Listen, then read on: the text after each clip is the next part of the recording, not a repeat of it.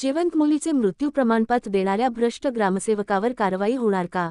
अक्षय गोटेगावकर, प्रतिनिधी, बीड. केज तालुक्यातील बोबडेवाडी ग्रामपंचायतमध्ये तत्कालीन ग्रामसेवक महेश वाकळे यांनी एका जिवंत मुलीचे मृत्यू प्रमाणपत्र दिले आहे. त्याची तक्रार वंचित बहुजन आघाडी सम्यक विद्यार्थी आंदोलनाचे नेते अक्षय गोटेगावकर यांनी पोलीस अधीक्षक कार्यालयात केली आहे. शासकीय कंत्राटी नोकरीच्या नियमावलीमध्ये बसवण्यासाठी 2 अपत्ये हवी होती, परंतु सदर अर्जदार महिलेस 3 अपत्ये असून त्यातील एक मुलगी कागदपत्रे मृत्यू दाखवून नोकरी बळकावून जनतेची व शासनाची फसवणूक करत असलेल्या बोबडेवाडी ग्रामपंचायतीचा भोंगळ कारभार वंचित बहुजन आघाडी सम्यक विद्यार्थी आंदोलनाचे नेते अक्षय गोटेगावकर यांनी बाहेर काढला आहे. सदर बाबींमध्ये रीतसर तक्रार बीड पोलीस अधीक्षक कार्यालयास प्राप्त असून प्रशासन काय कार्यवाही करेल हे पाहणं महत्त्वाचं ठरणार आहे.